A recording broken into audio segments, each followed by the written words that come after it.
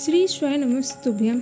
श्री नंदीश्वर शिव महापुराण की कथा जो खगड़िया बिहार में चल रही है, आज 7वें दिन की कथा, अंतिम दिन की कथा पूर्ण हो चुकी है, जिसमें गुरुजी ने बहुत ही महत्वपूर्ण बात बताए और गुरुजी 4 महा उपाय बताए।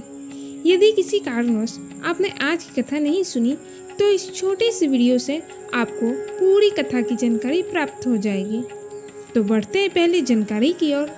गुरुजी ने कहा 2 मंदिर अवश्य जाएं। पहला मंदिर परमात्मा का और दूसरा अंतरात्मा का।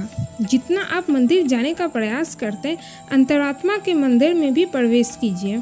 अंतरात्मा में परमात्मा बैठा होता है, पर अंतरात्मा के मंदिर में प्रवेश कैसे करेंगे? शिव महापुराण की कथा कहती है, किसी भूखे को भोजन कराकर, प्यासे को पानी पिलाकर, जिस चीज़ की किसी को जरूरत पड़े उसे वो चीज़ देकर, उसका दुख थोड़ा हल्का कर उसकी मदद आप जरूर करें। बढ़ते दूसरी जानकारी की ओर। कोई भिखारी भिक्षुक आपका गाड़ी का दरवाज़ा बजाता तो आप कांच उठा लेते ताकि वो पीछे ना पड़े, पर शिव महापुराण की कथा कहती है, आप अपने गाड़ी में जेब में पैसा रखें ना रखें, पर प्रयास करें अपने पास 2 रोटी या खाने का सामान अपने गाड़ी में लेकर चलें, उसे दें। गुरुजी ने कहा पैसा, गाय और बेटी ये 50 बार सोच समझकर किसी को दे। बढ़ते हैं दूसरी जानकारी की ओर। मर्दुला कुमारी जी ने खगड़िया से पत्र लिखी। उनकी शादी 2010 में हुई थी, पर संतान सुख नहीं। डॉक्टर को भी दिखाया, डॉक्टर ने कहा संतान नहीं होगा। वो मानसिक रूप से डिप्रेशन में आ गई, लोगों से मिलना जुलना छोड़ दिया। 2021 में उनके परिचित ने कथा सुनने को कहा। उसने कथा सुनी और शुक्ल पक्ष की सोमवार की अष्टमी के दिन ब्राह्मण के जोड़े को उसके बच्चे के साथ बेलपत्र के पेड़ के नीचे बैठाकर खीर खिलाई और उस खीर को वही बैठकर पति पत्नी दोनों खाएं और दीप प्रज्वलित कर पूजन करके आए।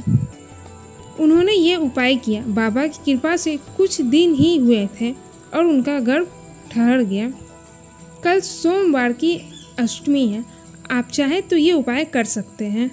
बढ़ते हैं तीसरी जानकारी की ओर। सावन का महीना अधिक मास में जितनी भी शिव महापुराण की कथा होगी, वहाँ विठलेश सेवा समिति कुबेश्वर धाम का एक काउंटर बनेगा, जिसमें सुबह से लेकर शाम तक प्रसाद वितरण होगा, जिसमें खिचड़ी पूरी पोहा वितरण होगा। अन्य दान से बड़ा कोई दान नहीं। जिस क्षेत्र में ये हो उस क्षेत्र के लोग बढ़ चढ़ कर हिस्सा ले, गुरुजी ने कहा। चौथे जानकारी की ओर। बहू ज़्यादा पढ़ी लिखी होती उसे अहंकार आ जाता। गुरुजी ने कहा एक बात हमेशा याद रखें, आप कितने भी पढ़े लिखे हो, पढ़े लिखे से ज़्यादा अनुभव ही काम में आता है। बढ़ते हैं 5वीं जानकारी की ओर। गुरुजी ने कहा ये बात अपने भीतर उतार के रखें। विकलांग को, मंदबुद्धि को, किसी के शरीर में दुख तकलीफ है, उसको देखकर आप कभी न हंसे। बढ़ते हैं 6ठी जानकारी की ओर।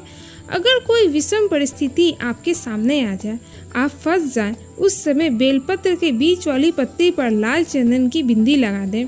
रोली कुमकुम लाल चंदन ये अलग होता। जैसे पीला चंदन को घिसा जाता, वैसे ही लाल चंदन को भी घिसा जाता है।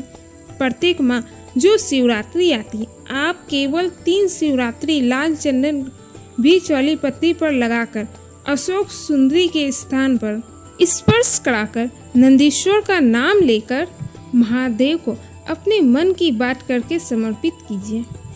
समर्पित करने के बाद कुछ देर वहाँ बैठकर श्री शिवाय नमस्तुभ्यम या नमः शिवाय या ओम नमः शिवाय या महामृत्युंजय मंत्र का स्मरण करके फिर वापस उस बेलपत्र को उठाकर अपने घर में ले आए। गुरुजी ने कहा ये 3 शिवरात्रि करने पर प्रशासनिक से जुड़ा कैसा भी विवाद हो वो सुलझ जाता है।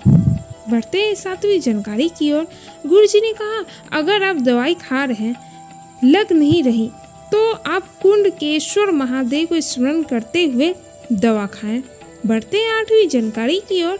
गुरुजी ने कहा अगर आपके घर कोई बहुत लड़ाई झगड़ी हो रहा, छोटी छोटी बातों से घर में कलेश बना रहता, तो शिव जी पर एक लोटा जल अधूतेश्वर महादेव का नाम लेकर चढ़ाना प्रारंभ करें।